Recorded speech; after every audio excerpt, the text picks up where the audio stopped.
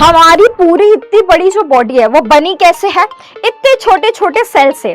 अब जब हमारी बॉडी ही सेल से बनी है, इसका मतलब हमारी बॉडी का सबसे छोटा पार्ट तो हमारा सेल ही होने वाला है। तो भले छोटी छोटी चीज हो या बड़ी से बड़ी चीज हो, ये सब चीज एक चीज जो है इनके बीच में कॉमन, वो है भाई सेल। उसके बाद आए भाई हमारे ये टैलेंटेड रॉबर्ट हुक। अब ये जो हमारे रॉबर्ट हुक थे, इनको याद आया कि भाई मैंने ना मॉन्क्स को देखा है, मॉन्क्स भी ऐसे ही शेल्स में ना ऐसे खड़े रहते हैं, ऐसे ही रहते हैं। तो इनको वहां से इन्होंने कनेक्ट किया और इन्होंने बोला इसका नाम शेल होगा। तो इन्होंने ही फर्स्ट नाम जो है वो दिया था सेल। ये जो बेबी है, ये जो बन रहा है, या हम भी जब पैदा हुए थे ना, तो बेटा हम एक टाइम पे एक सिंगल सेल थे। क्रोमोसोम में क्रोमैटिन होता है, क्रोमैटिन के अंदर जीन प्रेजेंट होता है, जीन पे बेटा डीएनए प्रेजेंट होता है। ये है आपका टोटल हायरार्की।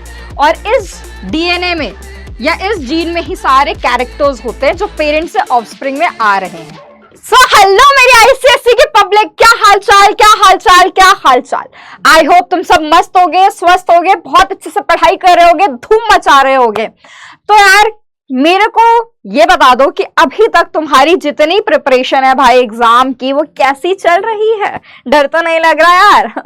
चलो, तो यहां पर मैं आ गई हूं आपकी ही डिमांड पे एक और नया चैप्टर लेके, जिसका नाम है भाई cell the structure and function. ठीक है, बेसिकली सेल का मतलब है कि यार हम लोग ना आज की क्लास में पढ़ने वाले कि हम सब लोग बने के सीध से हैं। जैसे तुम्हारे यहाँ पर जब तुम खाना खाते हो ना, तो जैसे तुम लोगों ने मम्मी से मांगा कि मुझे ना आज पनीर की सब्जी खानी है, मटर पनीर की। ठीक है, अब वो तो तुम्हें थाली में सब परोसा हुआ मिल जाता है, पर उसके पीछे वो किस किस चीजों से बन के आपके सामने आया है, उसमें कैसे मसाले डले हैं, कैसे गैस लगी है, कौन से यूटेंसिल्स में बना है, उसमें कौन कौन सी वेजिटेबल्स डली है, ये सब चीजें वो तो तुम्हें पता ही नहीं चलती हैं, क्योंकि तुम्हारे सामने तो मस्त टेस्टी सा मटर पनीर मिल जाता है। तो ऐसे ही हमारी बॉडी भी कुछ चीजों से बनी हुई है। क्या है, कैसे है, किस चीज से बनी है, क्या क्या होता है उसके अंदर, ये सब हम लोग आज की क्लास में देखने वाले हैं। तो चलो शुरू करते हैं। तो लेट्स गो। तो आज की क्लास में हम बेसिकली पढ़ने क्या वाले हैं? तो बेटा सेल का बेसिक क्या होता है, सेल ये सब हम देखेंगे। उसके बाद सेल थ्योरी क्या होती है, सेल का स्ट्रक्चर कैसे होता है, सेल ऑर्गेनल्स कौन कौन से होते हैं, प्लांट और एनिमल सेल की लड़ाई देखने वाले हैं हम कि उनमें कौन कौन सी डिफरेंस है। और उसके बाद क्रोमोसोम्स, डीएनए और सेल डिवीजन क्या होता है। तो बेसिकली अगर मैं तुम लोगों को एक लाइन में बोलूं तो भाई वन शॉर्ट वीडियो है, तो इस चैप्टर में आपका पूरा का पूरा चैप्टर हम खत्म कर देंगे। ठीक है, लेट्स गो। तो जैसे कि तुम्हें पता है भाई, मुझे क्लास स्टार्ट करने से पहले चाहिए होता है थोड़ा सा फ्यूल। ठीक है, तुम्हें खाने से मिलता है, अब मुझे पढ़ाने के लिए तुम्हारे प्यार से मिलता है। तो लेट्स गो। तो सबसे पहले यहाँ पर जैसे तुमको यहाँ अमीबा दिख रहा है, यहाँ पर ये कौन सा एनिमल दिख रहा है तुमको, जल्दी बता दो। और ये कौन सा एनिमल है, जल्दी बताओ, जल्दी जल्दी जल्दी बता दो कौन है। तो जैसे यहाँ पर आपको इतने सारे बेटा एनिमल्स दिख रहे हैं, जैसे अमीबा हो गया, आपका ये वेल हो गया, ये एलिफेंट हो गया। अब ये देखो, ये अमीबा तो इतना छुटकू सा है ना, और ये हाथी इतना बड़ा है, ये वेल ये तो पानी में रहता है। तो इतनी डिस्टिंक्ट अलग अलग एनिमल्स हैं ये। बट एक चीज है जो इनमें बिल्कुल बहुत ज्यादा कॉमन है। अब वो क्या है मैम, ये भी बता दो हमको। तो ये जो है ये सब बेटा बने हुए हैं सेल से। तो भले छोटी छोटी चीज हो या बड़ी से बड़ी चीज हो, ये सब चीज एक चीज जो है इनके बीच में कॉमन, वो है भाई सेल, जिससे बनी हुई है। तो सेल जो है ये इन सब के बीच में कॉमन है भाई। तो ये सब जो है वो बनी हुई है सेल से। तो इसके साथ ही यहां से आ जाता है आपका सेल का डेफिनेशन। तो वो क्या है, सेल इज द बेटा यूनिट ऑफ लाइफ। सेल को हम बोलेंगे it is the unit of life. ठीक है, तो सेल से ही हमारी लाइफ जो है वो ओरिजिनेट होती है। इसको हम बिल्डिंग ब्लॉक ऑफ लाइफ भी कहते हैं। अब वो कैसे, फॉर एग्जाम्पल मैं तुम लोगों को एक चीज बताती हूं। जैसे कि आप लोगों ने अगर देखा हो, ऐसे एक थर्मोकॉल जो है वो कैसे बना हुआ होता है, कुछ इस टाइप से ना। हम लोग को तो थर्मोकॉल्स ऐसे ऐसे दिखते हैं, व्हाइट कलर का ऐसा दिखता है, बट बेटा वो थर्मोकॉल जो बना हुआ है उसके अंदर ऐसे छोटे छोटे बहुत सारे थर्मोकॉल्स के बॉल है ना, वो होते हैं। ये थर्मोकॉल की बॉल्स की वजह से ही ना इतना बड़ा हमें थर्मोकॉल मिलता है, क्योंकि ये जॉइंट हो के इतना बड़ा थर्मोकॉल हमको बना के देते हैं। वैसे ही ये जो छोटे थर्मोकॉल के बॉल्स है ना, इसको तुम सेल मान लो। तो ऐसे ही बहुत सारी सेल्स हमारी बॉडी में जुड़ जुड़ के हम जैसा इतना बड़ा ऑर्गेनिजम्स क्रिएट, इतने बड़े ऑर्गेनिजम्स को क्रिएट करती है। यहां तक क्लियर हो गया? तो इसीलिए हम बोलते हैं सेल क्या है, it is the unit of life. Cell की वजह से हमारी जो लाइफ है वो ओरिजिनेट करती है। तो यहां पर क्या लिखा है, सेल इज द बेटा structural and functional unit of all living organisms. ठीक है, अब ये कैसे स्ट्रक्चरल और फंक्शनल मैम आप बोल रहे हो, किस बेसिस पे बोल रहे हो, ये सब आपको थोड़ी देर में आने वाले टाइम में पता चलने वाला है। अगेन ये जो है सेल, ये होगा आपकी बॉडी का स्मॉलेस्ट पार्ट। अब वो क्यों होगा, क्योंकि जैसा कि मैंने आपको बताया हमारी पूरी इतनी बड़ी जो बॉडी है वो बनी कैसे है, इतने छोटे छोटे सेल से। अब जब हमारी बॉडी ही सेल से बनी है, इसका मतलब हमारी बॉडी का सबसे छोटा पार्ट तो हमारा सेल ही होने वाला है। तो सेल इज दी बेटा smallest part of the body which can exist independently and perform essential functions of life। तो ये सेल भाई इनको किसी पे डिपेंड होने की जरूरत नहीं है। जैसे तुम्हें वॉशरूम जाने के लिए तुम्हारे दोस्त की जरूरत पड़ती है, वाटर बॉटल भरना है तो हमें हमारा दोस्त चाहिए, सेल नहीं भाई, सेल इंडिपेंडेंट है। तो वो इंडिपेंडेंटली एग्जिस्ट भी करता है और उसको जो भी फंक्शंस दिए जाते हैं या उसको जो बोला जाता है ना कि तुम्हारा ये काम है, वो भाई इंडिपेंडेंटली अपने ही धुन में आराम से वो फंक्शन परफॉर्म कर लेता है। तो this is all about your cell. अब सुनो, सेल क्योंकि मैंने आपको बोला इतने छोटे होते हैं कि आपको आपकी ये जो नेकेड आई है ना, इससे दिख ही नहीं सकते। अब क्योंकि ये हमारी आंखों से दिख नहीं सकते, तो कुछ ऐसी चीजों का बेटा इन्वेंशन हुआ जिससे हम उसको मैग्नीफाई करके, सेल को मैग्नीफाई करके अपने आंख से देख पाए। तो अब वो क्या चीज थी जिससे हम लोग देख पा रहे थे, तो उसका नाम है बेटा माइक्रोस्कोप। ठीक है, तो यहां पर एक नाम आप लोग याद रखेंगे, that is Antony von Leeuwenhoek. ठीक है, तो ये जो एंटोनी वॉन ल्यूवेनहुक है ना, इन्होंने क्या किया आपको पता है, इन्होंने सबसे पहला माइक्रोस्कोप बनाया था। वो कौन सा माइक्रोस्कोप था बच्चों, तो दैट वाज बच्चा सिंपल माइक्रोस्कोप। तो इन्होंने जो माइक्रोस्कोप बनाया था वो था एक सिंपल माइक्रोस्कोप। अब सिंपल माइक्रोस्कोप था मतलब मैम क्या होता है ये बता दो हमको। तो ये बना था बेटा एक, वाह कलर ही चेंज हो गया, एक सिंगल बाइकॉन्वेक्स लेंस से।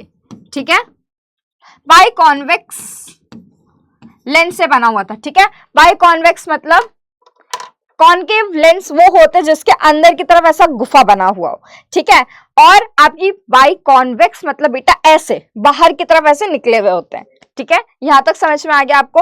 तो इन्होंने जो सिंपल माइक्रोस्कोप बनाया था वो बनाया था सिंगल बाइकॉन्वेक्स लेंस का यूज करके। अब इन्होंने सेल्स को देखा किसमें था, तो ये जो फ्रॉग्स होते हैं ना, ठीक है, उनकी ऐसे वेब में, उनका तुमने फ्रॉग का पैर देखा है, फ्रॉग का पैर होता है ऐसे ऐसे, है ना, ऐसे वेब जैसा उनका पैर होता है फ्रॉग का। तो फ्रॉग के पैर में जो कैपिलरीज जा रही थी ना, उस कैपिलरीज में बेटा जो रेड ब्लड सेल्स होते हैं वो ऑब्जर्व किए थे ये एंटोनी वॉन ल्यूवेनहुक ने इस सिंपल माइक्रोस्कोप की मदद से। अब ये जो सिंपल माइक्रोस्कोप है ये पता है क्या करके देता था, ये चीजें मैग्नीफाई करके दे देता था। ठीक है, तो वो क्या करते थे, वो देख पाते थे। तो ये था आपका सबसे पहले सिंपल माइक्रोस्कोप के बारे में। अब सुन लो मेरी बात, मैंने आपको बताया कि उन्होंने रेड ब्लड सेल्स देखे थे। अब रेड ब्लड सेल्स क्या होते हैं, लिविंग होते हैं। तो इन्होंने सबसे पहले लिविंग सेल्स को ऑब्जर्व किया था। बट इन्होंने कोई नाम नहीं दिया, उन्होंने ये नहीं बोला कि ये सेल होता है, उन्होंने बोला हाँ भाई ये कोई चीज है जो मुझे यहाँ दिख रही है और ये हर एक लिविंग ऑर्गेनिज्म का लिविंग पार्ट है।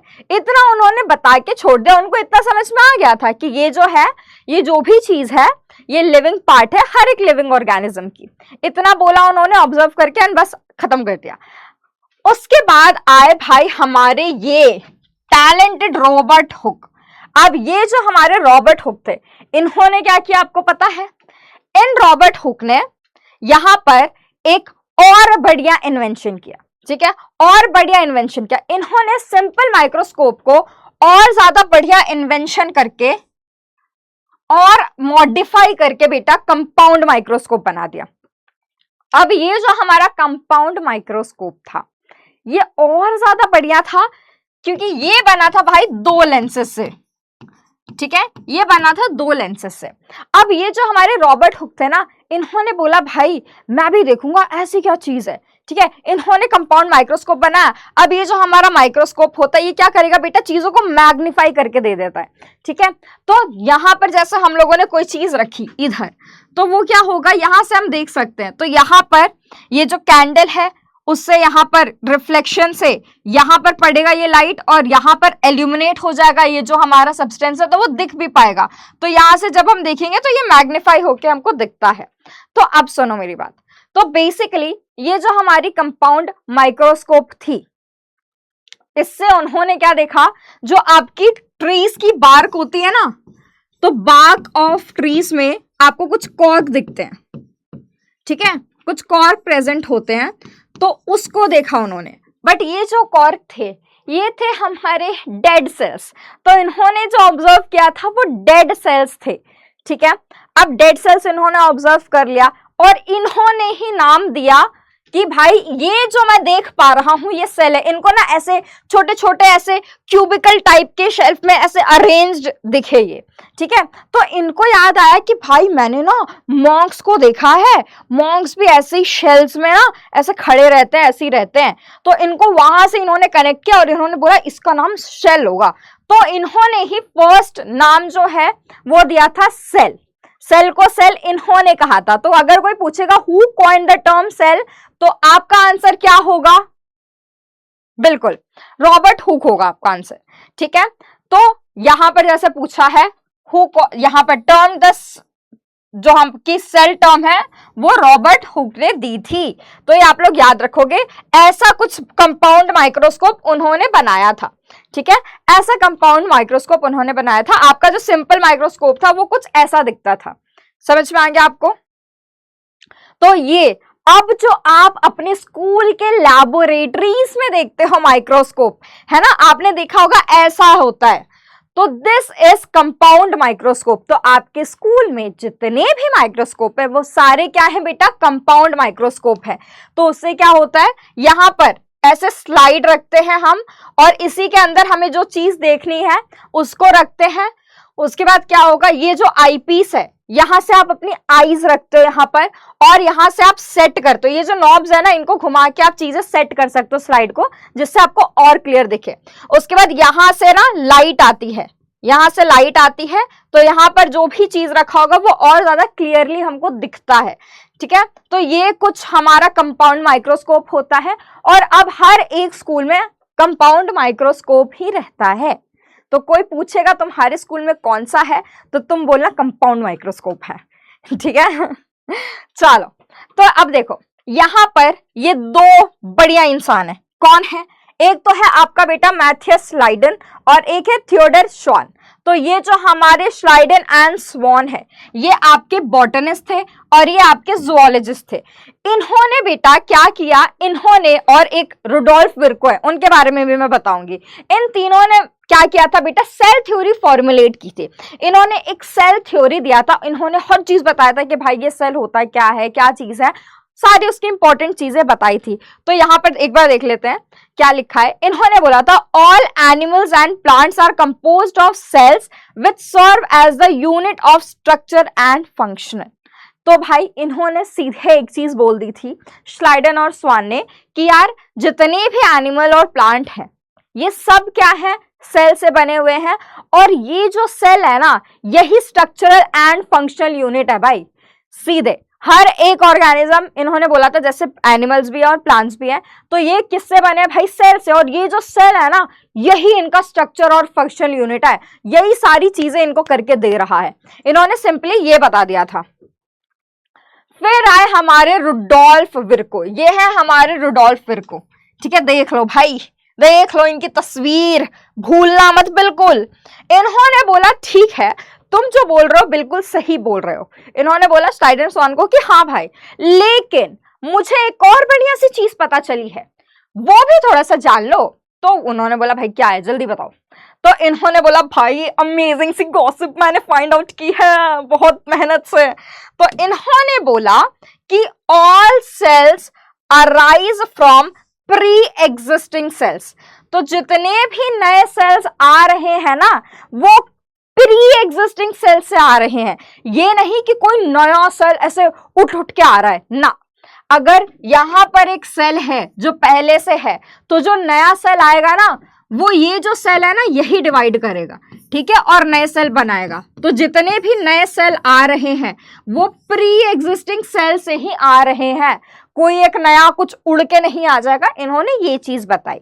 तो यहां पर आपको समझ में आ गया सब कुछ। तो अब यहां पर हम सेल थ्योरी के मेजर पॉइंट्स देख लेते हैं कि क्या क्या बोला था इन्होंने। तो एक तो इन्होंने बोला था कि all living organisms are composed of cells. तो जितने भी लिविंग ऑर्गेनिज्म है भाई, वो सेल के बने हुए हैं। पहली चीज अपने को पता चल गई। भाई यहां पर कलर चेंज कर लूं क्योंकि दिख नहीं रहा मुझे। उसके बाद इन्होंने क्या बोला था, सेल ऑफ नहीं होगा, यहां पर सेल इज होगा। Mummy, cell is the smallest unit of structure of all living things. मम्मा क्या करते हो तुम? ये तो गलती हो रही है। चलो सॉर्ट हो गया। तो अब देखो इन्होंने और क्या बोला, cell is the smallest unit of structure. ठीक है, तो जो मैंने आपको बोला था स्ट्रक्चरल यूनिट कौन सा है, सेल ही है। ठीक है, फंक्शनल यूनिट भी कौन सा है भाई, स्मॉलेस्ट फंक्शनल यूनिट कौन सा है लिविंग ऑर्गेनिज्म का, वो भी बेटा सेल ही है। चौथी चीज क्या बोली थी कि जितने भी नए सेल हैं वो आ रहे हैं भाई प्री एग्जिस्टिंग सेल से। तो पहले से जो सेल रह रहे हैं उनसे हमारा नया सेल आ रहा है। तो ये 4 मेजर पॉइंट्स थे। सबसे पहला सुनो, बहुत इजी है, हम सब किस चीज के बने हुए हैं भाई, सेल के। पहली चीज मिल गई, सेल क्या है, स्ट्रक्चरल यूनिट है। दूसरा पॉइंट, तीसरा पॉइंट क्या होगा, सेल क्या है भाई, फंक्शनल यूनिट है। तीसरा पॉइंट भी हो गया। चौथा क्या मैंने बोला कि भाई कुछ नया नहीं उड़ के आएगा, जो एग्जिस्टिंग है प्री एग्जिस्टिंग से ही नए सेल्स जो है वो आएंगे। खत्म, सीधा इतना ही तो था।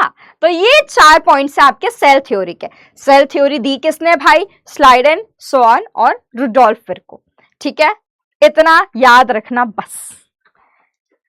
अब चलो एक बार देख लेते हैं। तो सेल थ्योरी का मतलब क्या है कि आपका ये जो सेल होता है वो स्ट्रक्चरल यूनिट है।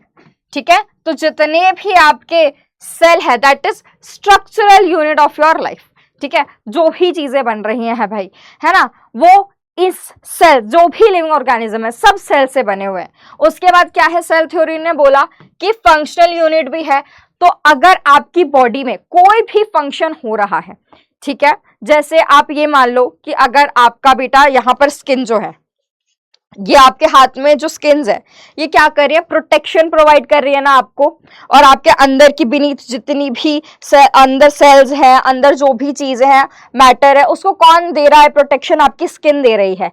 पर ये नहीं कि स्किन ही पूरी की पूरी दे रही है ना, ये स्किन जो है वो किससे बनी हुई होंगी भाई, सेल से, क्योंकि सेल क्या है, स्मॉलेस्ट स्ट्रक्चरल यूनिट है ना। तो ये किससे बनी हुई है भाई, सेल से बनी हुई है। अब ये जो सेल है, हर एक सेल अपना फंक्शन परफॉर्म कर रहा है प्रोटेक्शन का, है ना, ये उनका फंक्शन है प्रोटेक्शन प्रोवाइड करना। अगर एक भी सेल नहीं करेगा तो बेटा आपकी उतनी एफिशिएंसी से प्रोटेक्शन हो ही नहीं पाएगी। ठीक है, इसीलिए बोलते हैं कि सेल जो है इट इज फंक्शनल यूनिट। ठीक है, स्ट्रक्चरल यूनिट भी है, बिल्कुल है। क्यों, क्योंकि आपकी सेल्स जितनी भी है सब सर्टेन चीजों से बनी हुई है। अब वो भी आप अभी थोड़ी टाइम में देखोगे किस चीज से बनी हुई है सेल, ठीक है।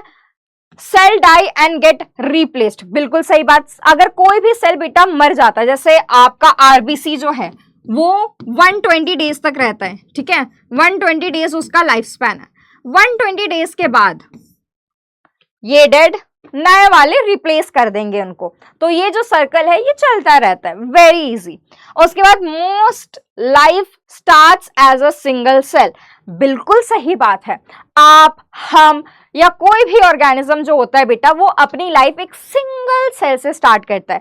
जैसे कि मैं आपको एग्जांपल देती हूँ, ये जो बेबी है, ये जो बन रहा है, या हम भी जब पैदा हुए थे ना, तो बेटा हम एक टाइम पे एक सिंगल सेल थे। जैसे आपके फादर से जो होता है एक गैमीट आ जाता है, मदर से एक गैमीट आता है, ये फ्यूज होते हैं और एक जाइगोट बनता है। तो वो जो जाइगोट है ना वो सिंगल सेल होता है, वही डिवाइड करता है, डिवाइड करता है और फिर हम बनते हैं। तो एक सिंगल सेल से हमारा भी डेवलपमेंट होता है।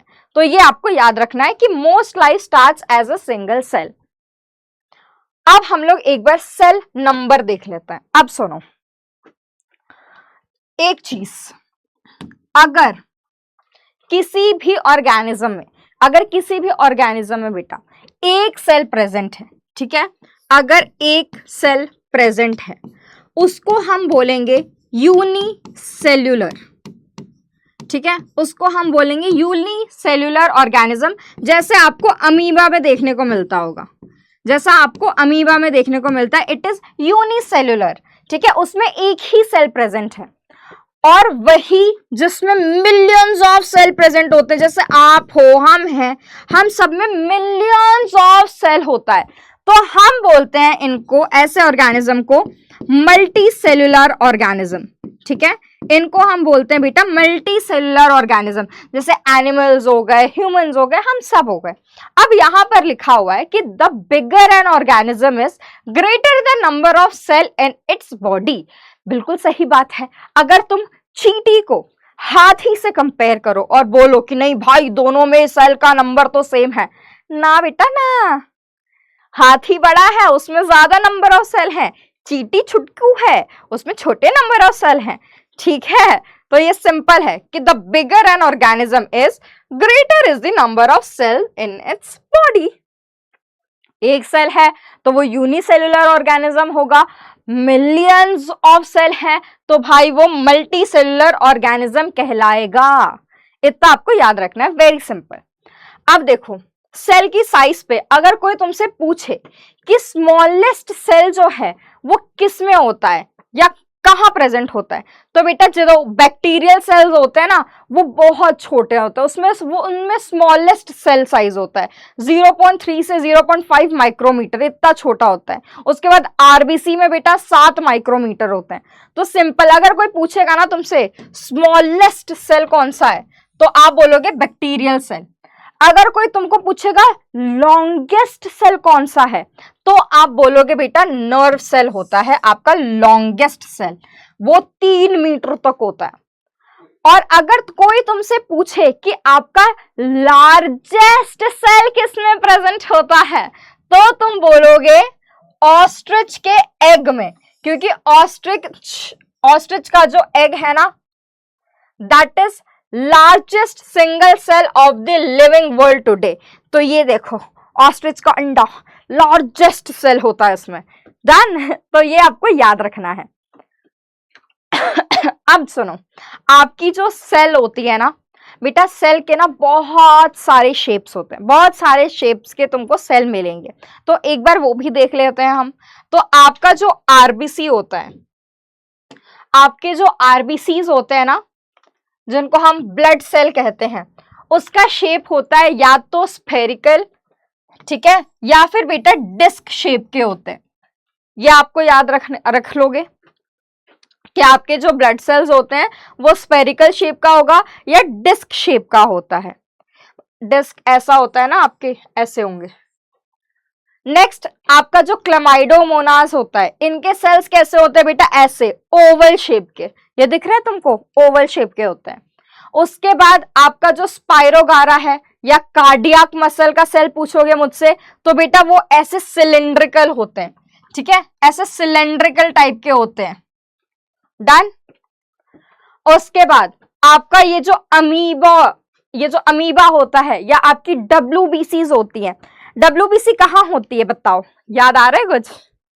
याद है? लिम्फ में। लिम्फ में क्या होता है? ये आपकी WBCs प्रेजेंट होती है, ठीक है।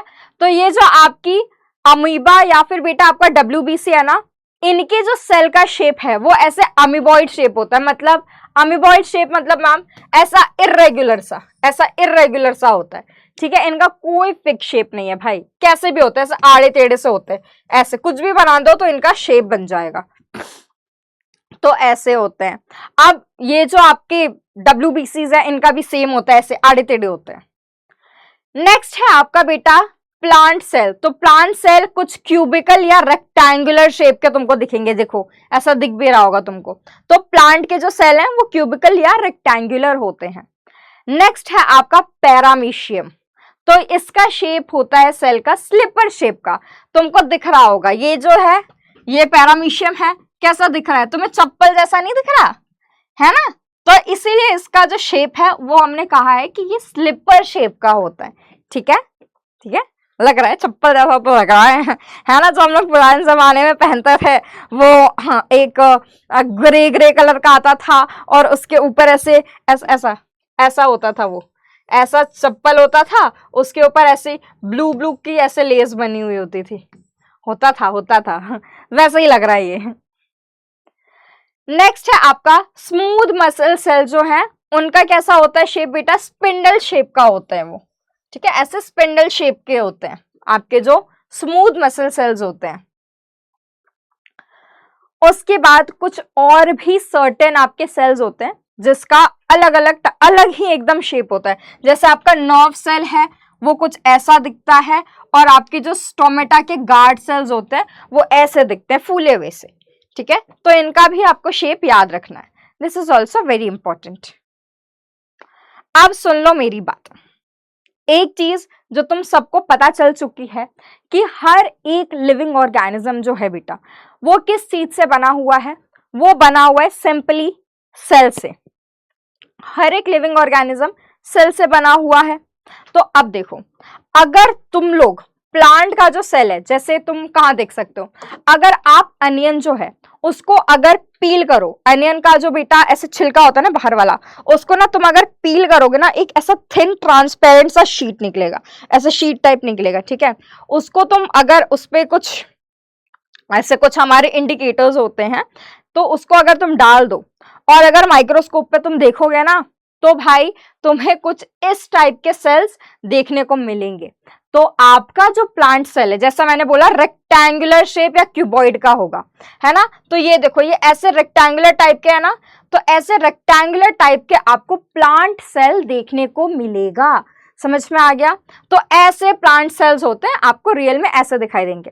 अब अगर मैं एनिमल सेल की बात करूं तो भाई ऐसे दिखते हैं, ठीक है। ये देखो ये ऐसे ही बैक बेंचर लग रहे हैं, देख के ही कोई फिक्स शेप नहीं है, ऐवे ही है, ये बैक बेंचर लग रहे हैं। और ये हमारी प्लांट सेल एकदम डिसिप्लिन लग रही है, एकदम ऑर्गेनाइज्ड, वेल ऑर्गेनाइज्ड, है ना। तो अब एनिमल सेल पता है कहां देखोगे? जो टूथपिक है ना जिसको हम ऐ करके खाने के बाद निकालते हैं, उससे ना आप अगर अपनी चीक अंदर से स्क्रैच करोगे ना तो आपकी सेल उसमें चिपक जाती है। अगेन उसको तुम स्लाइड पर डालो, इंडिकेटर डालो, उसको जब तुम ऑब्जर्व करोगे ना माइक्रोस्कोप में, ऐसे सेल्स दिखेंगे तुमको, ऐसे एनिमल सेल्स ऐसे दिखेंगे। तो उससे क्या पता चलता है हमारी बॉडी किस चीज से बनी हुई है भाई? जल्दी बताओ। सेल से, ठीक है। अब देखो आपका जो सेल है उसको हम बोलते हैं ये स्ट्रक्चरल यूनिट है। स्ट्रक्चरल यूनिट क्यों है भाई?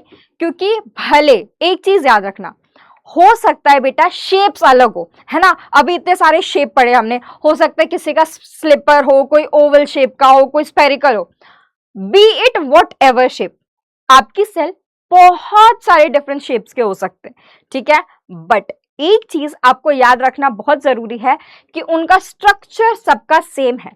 क्या है?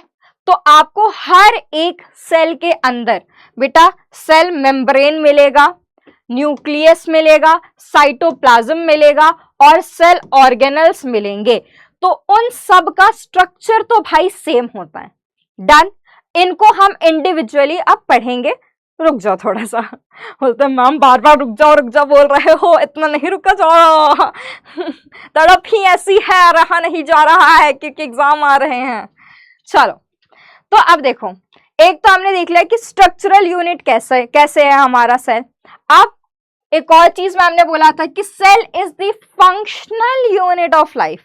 तो फंक्शनल यूनिट कैसे है मैम, ये भी बता दो हमको, जरा बताओ तो अब सुनो, आपकी जितनी भी फंक्शंस परफॉर्म हो रही हैं, है ना, वो कौन कर रहे हैं, सेल कर रहे हैं।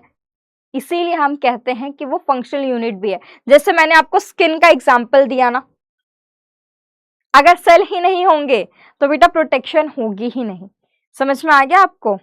अब मैं आपको एक एग्जांपल देती हूँ। फॉर एग्जांपल, जैसे आपका इतना बड़ा चलो स्पॉन्ज का एग्जांपल ले लेते हैं, ठीक है। अब ये स्पॉन्ज है, ठीक है, उस पे बहुत सारे छोटे छोटे, आप आंख से देख नहीं सकते हो, पर ऐसे छोटे छोटे बहुत सारे पोर्स होते हैं, है ना, ऐसे बहुत सारे छोटे छोटे पोर्स होते हैं उनमें। अब होता क्या है, ये तुमको आंख से तो दिखता नहीं है, तुम्हें एक पूरा सा स्पॉन्ज दिखता है, सॉलिड सा। बट यही अगर तुम इस स्पॉन्ज को बेटा वाटर में डाल दो तो क्या होगा, इसके अंदर बहुत सारा पानी एक्यूमुलेट हो जाता है। कैसे, ये पानी उस पोर में गए हैं जो आपको आंखों से दिख नहीं रहा। तो ये जो पोर थे ना, इन्होंने सेल का काम किया, इनका जो फंक्शन था चीजों को एब्जॉर्ब करने का, इन्होंने किया। अब अगर यही ना हो तो क्या यहां पर एब्जॉर्ब हो पाएगा, कुछ भी नहीं। तो this is what is the function of cell in your body also. ऐसे बहुत सारे सेल्स हैं जो मिलके आपका सारा फंक्शन परफॉर्म कर रहे हैं। अब आई होप तुमको समझ में आ गया होगा कि सेल कैसे फंक्शनल यूनिट है। तो every function inside body of living organism is the result of cellular activity. ये आपको याद रखना है, आपकी सेलुलर एक्टिविटी के वजह से ही आपके अंदर फंक्शंस परफॉर्म हो रहे हैं। अब देखो, जैसे प्लांट में है ना, प्लांट के रूट्स में क्या होते हैं, आपकी रूट सेल्स होती हैं। अब ये जो रूट सेल है ना बेटा, यही पानी को एब्जॉर्ब कर रही है। ये रूट सेल अगर पानी को एब्जॉर्ब ना करे तो पानी ना ऊपर जाएगा, ना प्लांट को पानी मिलेगा, ना वो जिंदा रह पाएंगे, ठीक है। उसके बाद ये जो आपकी लीफ सेल्स है, इन लीफ सेल्स में ही बेटा क्लोरोफिल होता है, ठीक है। लीफ में क्या होता है, कुछ सेल्स होते हैं जो होते हैं आपकी क्लोरोफिल की सेल्स, और ये क्लोरोफिल की सेल्स ही बेटा सनलाइट को कैप्चर करती हैं और उसी वजह से आपका फोटोसिंथेसिस का प्रोसेस होता है, तब जाके आपको खाना मिलता है। समझ में आ गया, तो ये याद रखना, तो जाके फोटोसिंथेसिस हो रहा है, तब जाके फंक्शन परफॉर्म हो रहा है। तो यहां पर भी लीफ की सेल्स ने ये काम किया, यहां पर पानी एब्जॉर्प्शन का काम रूट सेल्स ने किया। तो ये कुछ सेल्स की फंक्शंस परफॉर्म की गई हैं। नेक्स्ट अगर तुम एनिमल की बात करो, ठीक है, तो ये जो आप आराम से हैंड मूवमेंट कर पा रहे हो, है ना, आराम से चल पा रहे हो, आराम से हर चीज की मूवमेंट कर पा रहे हो, ऐसे ढिंचक ढिंचक डांस कर पाते हो, ये क्यों हो रहा है? क्योंकि बेटा ये जो आपकी मसल में सेल्स होती है ना, ये कॉन्ट्रैक्ट रिलैक्स करती है। तो ये जो सेल है अपना फंक्शन परफॉर्म कर रही है, तभी तुम आराम से घूम पा रहे हो, ठीक है। उसके बाद ये जो आपकी नर्व सेल्स होती है, ये क्या करती है पता है आपको, आपकी मैसेजेस पहुंचाती है ब्रेन तक। चुगलखोर आंटी, अगर ये ना हो ना तो कुछ नहीं हो पाएगा।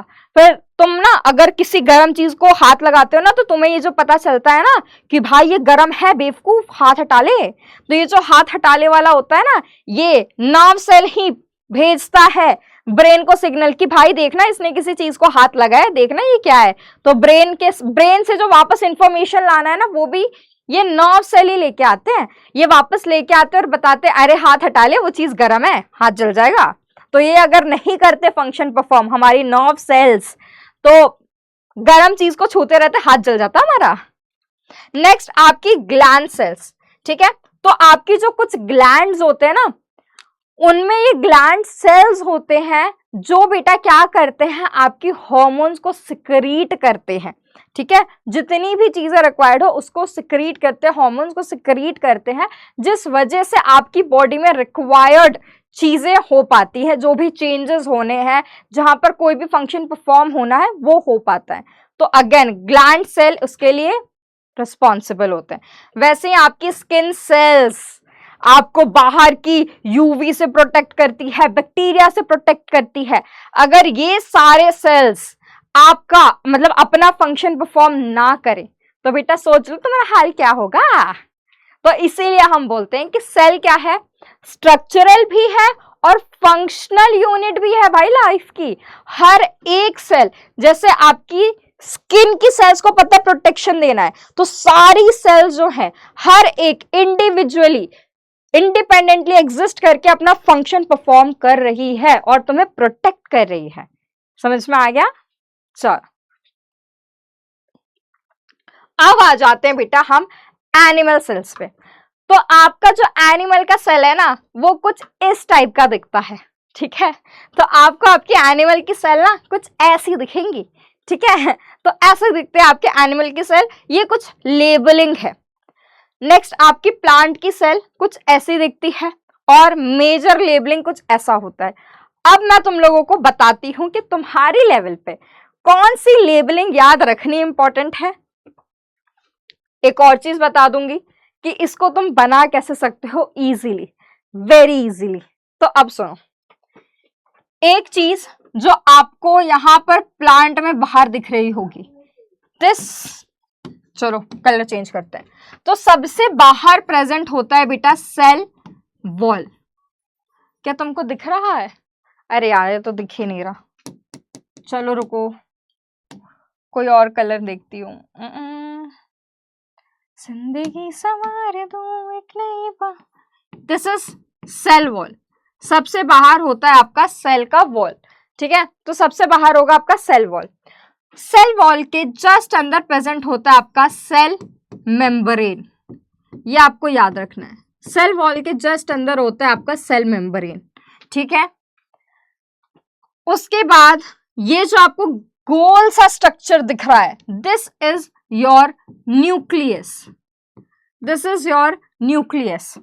और ये जो आपको ग्रीन ग्रीन से दिख रहे हैं ओवल शेप के, दिस इज बेटा योर प्लास्टिड। इनको इंडिविजुअली हम अभी पढ़ेंगे। This is called plastid. ये जो बड़ा सा स्विमिंग पूल बना है ना, this is your vacuole, this is your vacuole. और ये जो भरा हुआ पूरा ग्रीन ग्रीन सा ऐसे स्ट्रक्चर है, this is called your cytoplasm, this is called cytoplasm. And ये जो है ना, ये ऐसे ऐसे टेढ़े मेढ़े से बने हुए, ऐसे ऐसे इनके अंदर कोई मैगी बना हुआ है, this is called mitochondria, this is called mitochondria. तो ये आप याद रख लेना।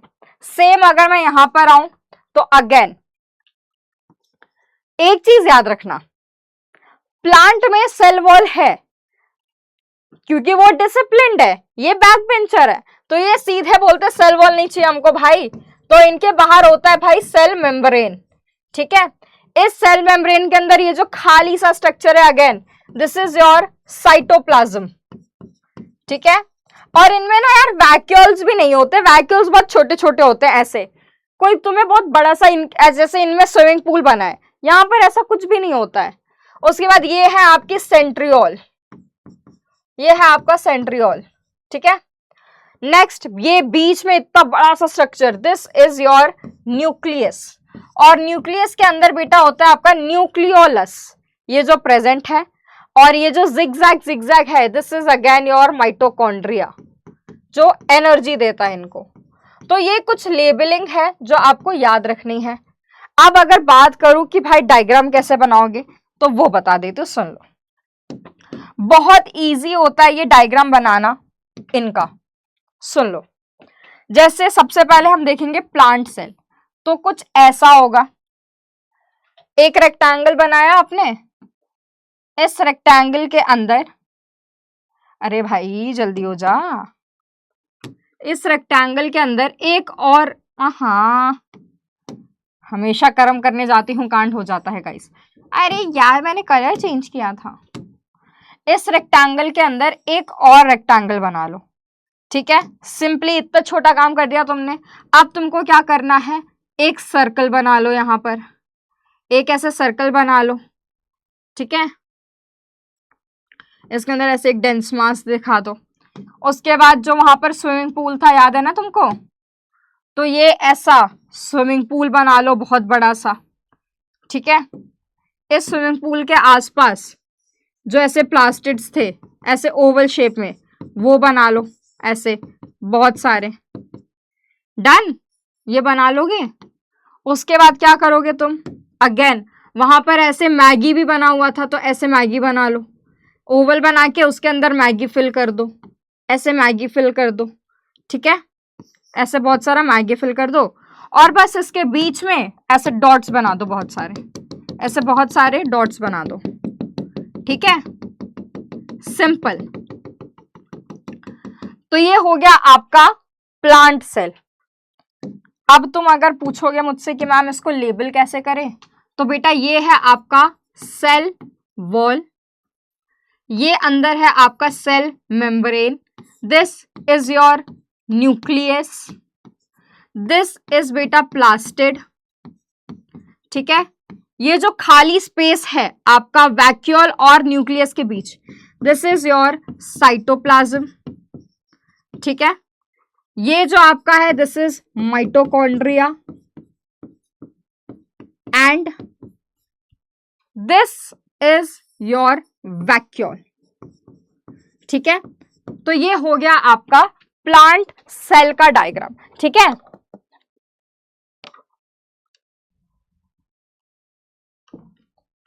अब डेटा देखो, अब नेक्स्ट हमारा है भाई एनिमल सेल्स। उसके बारे में देख लेते हैं कि एनिमल सेल कैसे बनेगा। तो एनिमल सेल के लिए कुछ नहीं भाई, एक ऐसा सर्कल बना दो। पहली चीज सर्कल बन गई। अब भाई सर्कल के अंदर एक और सर्कल अबे यार, एक तो हर बार कुछ तो हो ही जाता है मेरे साथ।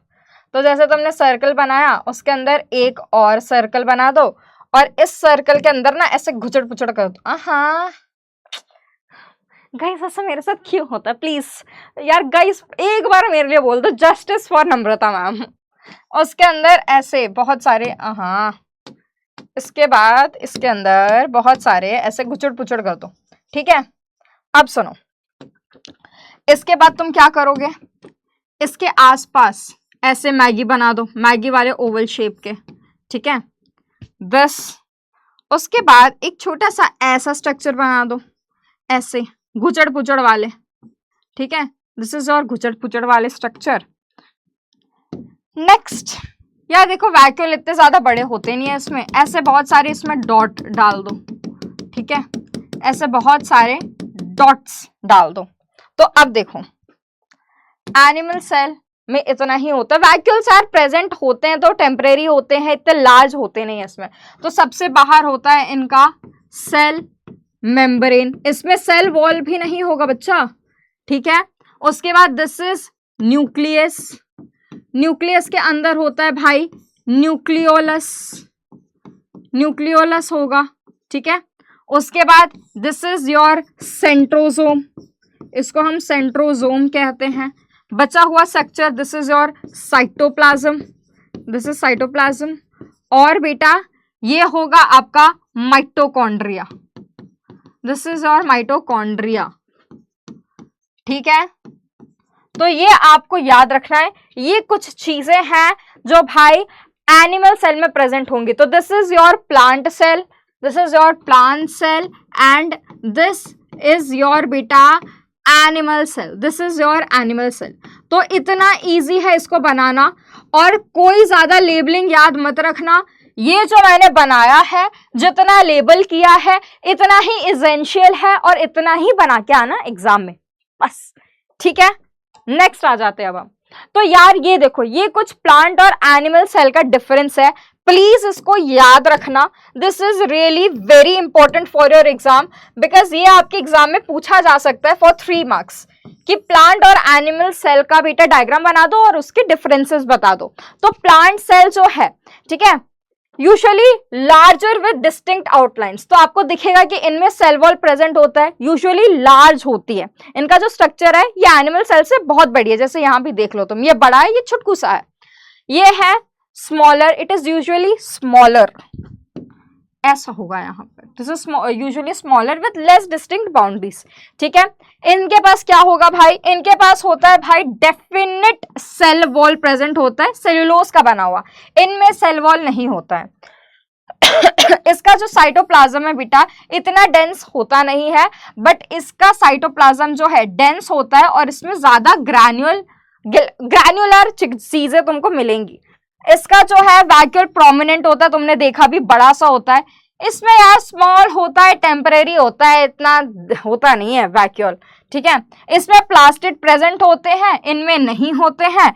इसमें सेंट्रोजोम एब्सेंट होता है, इसमें सेंट्रोजोम प्रेजेंट होता है।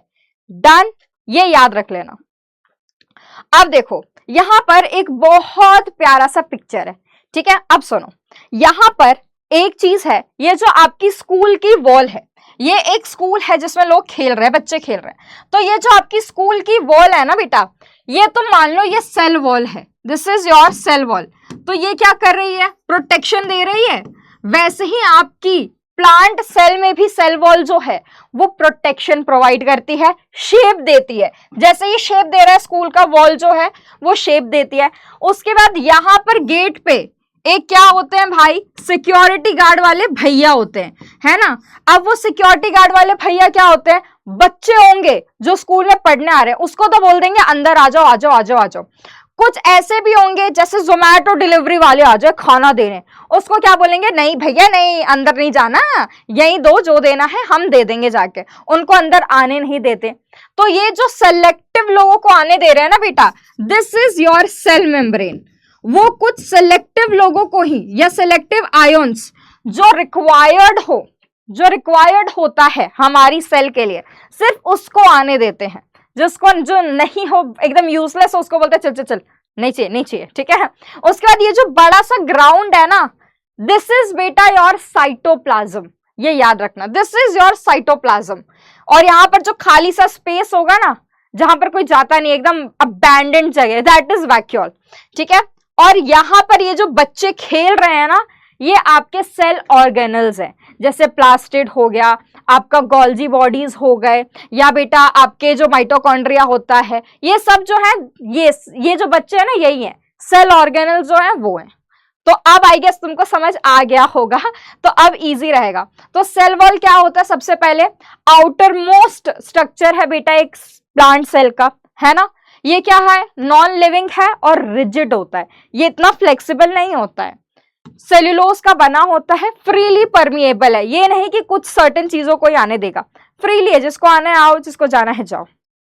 ठीक है, तो इसका फंक्शन क्या है, तो सिंपल सा है, that is it provides rigidity and shape to the cell, जैसे आपके स्कूल का वॉल देता है, शेप देता है। ठीक है, और ये क्या करेगा, it allows substances in solution to enter and leave the cell, जैसा मैंने बोला फ्रीली परमिएबल है, सोल्यूशन को आने भी देता है और जाने भी देता है। और जैसे आपका स्कूल का वॉल क्या देता है, प्रोटेक्शन, तो ये प्रोटेक्शन भी प्रोवाइड करता है। नेक्स्ट आपका सेल मेम्ब्रेन, ये क्या है, आपका सिक्योरिटी गार्ड, सर्टेन चीजों को ही आने देगा, और ये फ्लेक्सिबल होता है। जैसे आपके सिक्योरिटी गार्ड वाले भैया तुमसे अच्छे से बात करते हैं ना, ठीक ही करके उनसे तुम बातें करते हो, जाते हो, खेलते भी हो कभी कभार, तो फ्लेक्सिबल। तो आपका सेल मेम्ब्रेन भी फ्लेक्सिबल, डेलिकेट, एक लिविंग मेम्ब्रेन है। ये बोथ आपके प्लांट और एनिमल दोनों में प्रेजेंट होता है। ठीक है, और ये जो आपका सेल मेम्ब्रेन है ना, उसमें छोटे छोटे पोर्स भी आपको देखने को मिलेगा, और ये सर्टेन टाइप का प्रोटीन से बना होता है, जिसको हम लाइपोप्रोटीन्स कहते हैं। ये क्या है, सिलेक्टिवली परमिएबल होता है, इसका मतलब कुछ चीजों को जो आपके सेल के लिए रिक्वायर्ड होगा उसको आने देगा, बाकियों को नहीं आने देता है, इसलिए हम बोलते हैं कि सेल मेम्ब्रेन सेलेक्टिवली परमिएबल है। तो ये इसके फंक्शंस है कि ये सेपरेट करता है सेल के कंटेंट को आसपास की सेल से। तो जैसे ये एक सेल था, ये इसके पास एक और सेल है उसके सराउंडिंग में, तो सेल के अंदर जितने कंटेंट थे ना बेटा, तो ये जो आपका सेल मेम्ब्रेन है बाहर, वो इसके सेल के कंटेंट से इसको बचा के रख रहा है, दूर रख रहा है, पहली चीज। दूसरी चीज, जैसे मैंने बोला, it regulates entry of certain solutes and ion, कुछ ही सॉल्यूट्स और आयन को आने जाने देगा। उसके बाद it maintains the shape of the cell in animal cell, तो एनिमल सेल का जो शेप है वो सेल मेम्ब्रेन ही मेंटेन करके रखता है ना, वो बैक बेंचर वाला। क्यों? क्योंकि सबसे बाहर यही है, उसमें सेल वॉल तो होता नहीं है एनिमल्स में। नेक्स्ट है आपका बेटा साइटोप्लाज्म, तो ये जो आपका साइटोप्लाज्म है एक सेमी लिक्विड सा ऐसे जेली लाइक स्ट्रक्चर होता है, ठीक है, इतना याद रखना है ना। और ये क्या है, कहां प्रेजेंट होगा? आपके सेल मेम्ब्रेन के अंदर प्रेजेंट होता है। जितना भी खाली पोर्शन तुमको दिख रहा होगा वो क्या है? आपका साइटोप्लाज्म ही है, ठीक है। उसके बाद इसके अंदर बहुत सारा आपको क्या दिखेगा? मिक्सचर ऑफ वाटर मिलेगा, soluble inorganic and organic compounds मिलेगा, ठीक है। और कुछ ऑर्गेनल्स, जो आपके सेल ऑर्गेनल्स है, जैसे माइटोकॉन्ड्रिया है, प्लास्टिड है, ये सब भी कहाँ है बेटा? साइटोप्लाज्म में ही फ्लोट कर रहे हैं ना, ऐसे फ्लोट कर रहे हैं, ठीक है। तो सिंपल सी चीज है, साइटोप्लाज्म सेमी लिक्विड है, उसके अंदर क्या है? बहुत सारे बेटा पानी है, सॉल्युबल ऑर्गेनिक इनऑर्गेनिक मिक्सचर्स भी होते हैं, उसके बाद उसमें कुछ सेल ऑर्गेनल्स भी होते हैं, सिंपल इतना ही है। तो इसमें क्या फंक्शन है? इसमें अलग अलग सेल ऑर्गेनल्स होते हैं, कुछ मेटाबॉलिक एक्टिविटीज भी होती है यहाँ पर, और रेस्पिरेशन का इनिशिएशन यहीं से होता है, उसका मीडियम है ये बेसिकली। अब सुनो, फंक्शन याद हो रहे हैं तो अच्छी बात है, नहीं तो नॉट रिक्वायर्ड, इतना जरूरी नहीं है, मैंने बस सोचा तुम्हें बता दूं, ठीक है, ताकि तुम एकदम बेस्ट रहो। उसके बाद आता है हमारा प्लास्टिड्स, ये अगेन एक सेल ऑर्गेनल है बच्चा। तो ये क्या है? एक तो बहुत सारे टाइप के आपके प्लास्टिड्स होते हैं, बट एक बहुत अच्छा प्लास्टिड है, बहुत कॉमन है, हमें पता भी है इसके बारे में, वो है आपका बच्चा क्लोरोप्लास्ट, ठीक है। तो इसी के अंदर क्लोरोफिल होता है जो सनलाइट कैप्चर करता है और फोटोसिंथेसिस करता है, ठीक है। तो ये जो आपका प्लास्टिड है ना, ये डबल मेम्ब्रेन होता है, मतलब इसके बाहर दो मेम्ब्रेन प्रेजेंट होंगे, इसके बीच में जैसे ये आपका प्लास्टिड है तो एक ये लेयर हो गया, एक ये हो गया, तो दो मेम्ब्रेन होगा, इसके बीच में ये जो बेटा खाली सा स्पेस है ना, this is called proteinaceous matrix, ठीक है, उसमें बहुत सारी प्रोटीन कंटेंट होगा, और इसके बीच में क्या होता है बेटा? डीएनए भी प्रेजेंट होता है। उसके बाद यहां पर एक ऐसा आपको जैसे है ना, ऐसे अरेंज स्ट्रक्चर दिखेंगे, जैसे हम पैसे को रखते हैं ना एक के ऊपर एक के ऊपर एक, तो ऐसे आपको कुछ थाइलाकॉइड्स, ऐसे डिस्क लाइक स्ट्रक्चर भी प्लास्टिड्स में दिखते हैं, ठीक है, और इसी के अंदर क्लोरोफिल प्रेजेंट होता है, ठीक है। तो अब देखो, आपका जो प्लास्टिड है तीन टाइप का होगा, कौन सा? एक क्रोमोप्लास्ट होता है, जो ऐसे येलो ऑरेंज जो ये कलर होता है ना, जैसे फ्रूट्स के पास होते हैं, फ्लावर के पास होते हैं कलर्स, तो ये जो क्रोमोप्लास्ट है वो ही उनको कलर देता है, ठीक है। फ्लावर फ्रूट्स को जो कलर देना होता है ना, येलो ऑरेंज ये सब अलग अलग रेडिश, तो ये क्रोमोप्लास्ट देता है। उसके बाद आपका क्लोरोप्लास्ट है, अगेन इसके अंदर तो क्लोरोफिल होता है, ग्रीन कलर देता है ये, और सनलाइट को कैप्चर करता है। नेक्स्ट है आपका ल्यूकोप्लास्ट, ये क्या है? एकदम कलरलेस सा होता है ल्यूकोप्लास्ट, ठीक है। ये जो प्लास्टिड है कलरलेस होगा, और ये स्टार्च फैट्स इन सबको स्टोर करके रखता है। डन, इतना याद रखना। अब यहां पर ये बताओ कौन है? ये तुम बताओगे मुझे कौन है, ठीक है। तो ये जो है भाई, मैं तो इनको यही बोलूंगी, यहाँ पर इस डेस्क पे बैठे हैं मस्त, है ना, ये तो हमारे नोबिता के प्रिंसिपल हैं। तो जैसे ये नोबिता के प्रिंसिपल हैं गाइस, हमारे सेल का भी तो कोई प्रिंसिपल होगा जो हर चीज को रेगुलेट करके रखता है, तो वो है हमारा बच्चा न्यूक्लियस। हमारी सेल का प्रिंसिपल होता है न्यूक्लियस। तो ये जो न्यूक्लियस है ये लार्जेस्ट सेल ऑर्गेनल होता है, ठीक है, it is the largest cell organelle, ये याद रखना, वेरी इंपॉर्टेंट। ये एकदम स्मॉल स्पेरिकल ऐसे डेंसा मास है, ऐसे डेंसा मास बना के होता है हमारी सेल के बीच में, बहुत इंपॉर्टेंट पार्ट है जैसा मैंने आपको बताया, ठीक है। अब ये जो है ना हमारा न्यूक्लियर, ये जो हमारा न्यूक्लियस है ये कवर्ड होता है, इसके बाहर एक लेयर होता है जिसको हम न्यूक्लियर मेम्ब्रेन कहते हैं, ठीक है। और इस न्यूक्लियर मेम्ब्रेन के अंदर जो भी ये खाली स्पेस है ना, इसको हम बोलते हैं न्यूक्लियोप्लाज्म। और इस न्यूक्लियोप्लाज्म के बीच में एक ऐसा और डेंस सा मास होता है जिसको हम बोलते हैं बेटा न्यूक्लियोलस, ये याद रखना। तो ये है आपका न्यूक्लियोलस, ठीक है, ये है आपका न्यूक्लियोप्लाज्म और न्यूक्लियस जिससे कवर्ड है, this is your nuclear membrane.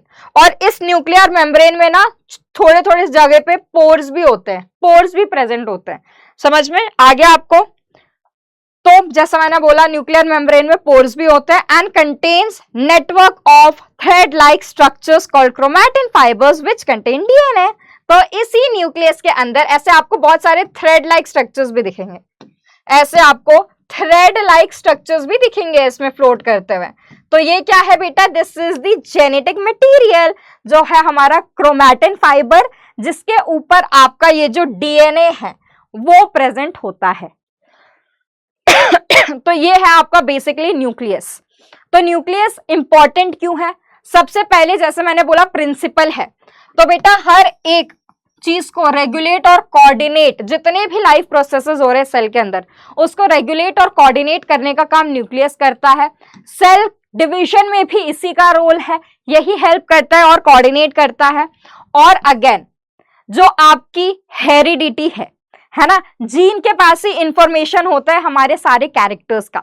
जैसे आपके पापा अगर हाइट में लंबे हैं, है ना, मम्मी भी अगर लंबी है, तो जीन के पास वो इंफॉर्मेशन है। और वो जीन जब हमारे अंदर आया है तो वो जीन जो पापा के पास था वही हमारे पास आया है।